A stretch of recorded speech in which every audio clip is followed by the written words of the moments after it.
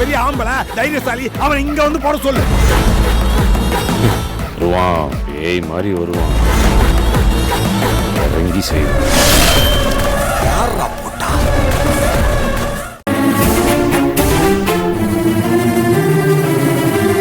அப்பா ரொம்ப கோவமா இருக்காரு, அதை பத்தி அப்புறம் பேசி. இப்போ ஒன்றும் பேசாத, அப்புறம் பேசிக்கலாம். என்னாச்சு? வழக்கமா வர முட்டி வலிதான், வலி உயிர் போகுது. நான் போய் தைலம் எடுத்துட்டு வரட்டா? தைலம் தீந்து போச்சு, வாங்கணும். டேய் கதிரு, இந்த முட்டி வலிக்கு மருந்து எங்க வாங்கணும்னு கேட்டு வாங்கேண்டா. அது அண்ணா ஆன்லைன்ல தான் ஆர்டர் பண்ணோம், இரு நான் கால் பண்ணி கேட்கிறேன். ஏய் ஒன்னும் தேவையில்லை, உங்க அண்ணா அங்க இருப்பாரு, அவருக்கு போன் பண்ணி ஆர்டர் போட சொல்லணுமா? அம்மா நீ கொஞ்சம் பொறுத்துக்கோ, கடைக்கு போய் வேற நல்ல தைலமா வாங்கிக்கலாம். வேற தைலம் எல்லாம் செட் ஆகாதடி. கௌரி, என்ன இந்தா நீ கேட்ட மூட்டு வலி தைலம். அட நீங்க எப்பல இருந்து பொறுப்பானீங்க? டேய் கதிரு பாத்தியா, ஒன்னால வாங்கி தர முடியல, அப்பா வாங்கி கொடுத்துட்டு இருப்பாரு. இருக்கட்டும், ரொம்ப புகழாத. இத நான் ஆர்டர் பண்ணி வாங்கல. பின்ன காலையில செல்வம் பேருக்கு ஒரு கொரியர் வந்துச்சுல்ல,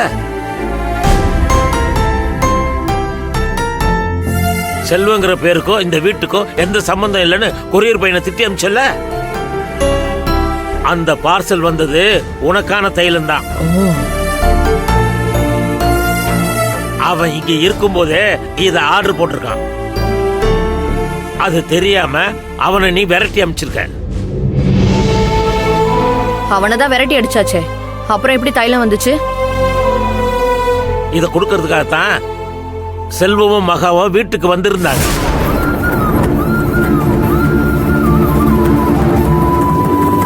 அப்படின்னா இன்னைக்கு அண்ணனும் அண்ணியும் வந்தாங்களா? என்கிட்ட சொல்லிருக்கலாம்லப்பா.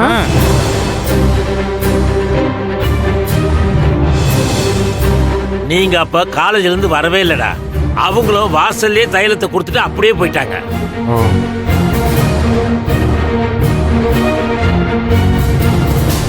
நீங்க ரெண்டு பேரும் எங்க போயிருந்தீங்க? உங்களை பார்க்கணும்னு செல்வமும் மகாவும் வெயிட் பண்ணாங்க. நீங்க வரதுக்கு கொஞ்ச நேரம் முன்னாடி இப்பதான் கிளம்பி போனாங்க. அவங்க போன உடனே பின்னாடியே நீங்க வரீங்க. தைலத்தை குடுக்கறோங்கிற பேர்ல அம்மா கிட்ட சென்டிமெண்டா பேசி வீட்டுக்குள்ள பூரலான்னு வந்திருப்பா.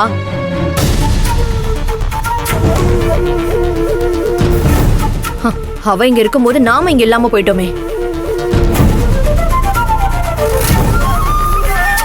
அவ எவ்வளவு சென்டிமெண்ட காட்டி நடிச்சாலும் அவளை இந்த வீட்டுக்குள்ள சேர்த்திருக்கவே மாட்டேன். விரட்டி அடிச்சிருப்பேன். தப்பிச்சிட்டா.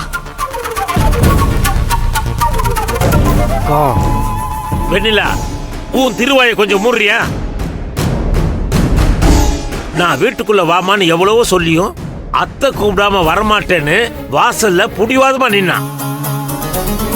உனக்கு கால்வலி தைலம் வாங்கி தராம பொண்டாட்டி பின்னாடியே போயிட்டான்னு சொன்னீங்க.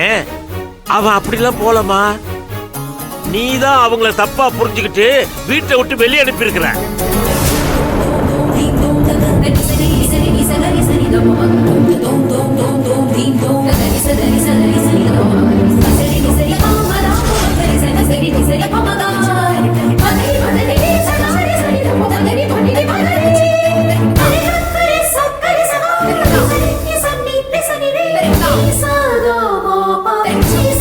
ஆஹா, விட்டா அம்மா மனச மாத்திருவா போல இருக்கே.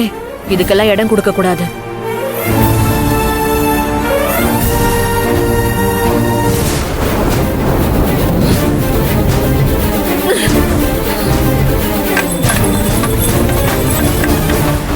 வெண்ணிலா, என்ன பண்ற?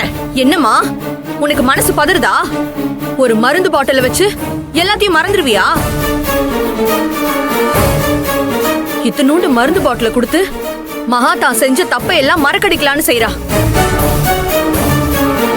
அவ நமக்கு செஞ்சது எல்லாம் இந்த ஜென்மத்துல நாம மறக்கவே கூடாது. ஒரு ஏமாத்து குடும்பமும் அந்த வீட்டு பொண்ணும் நமக்கு தேவையே இல்லை.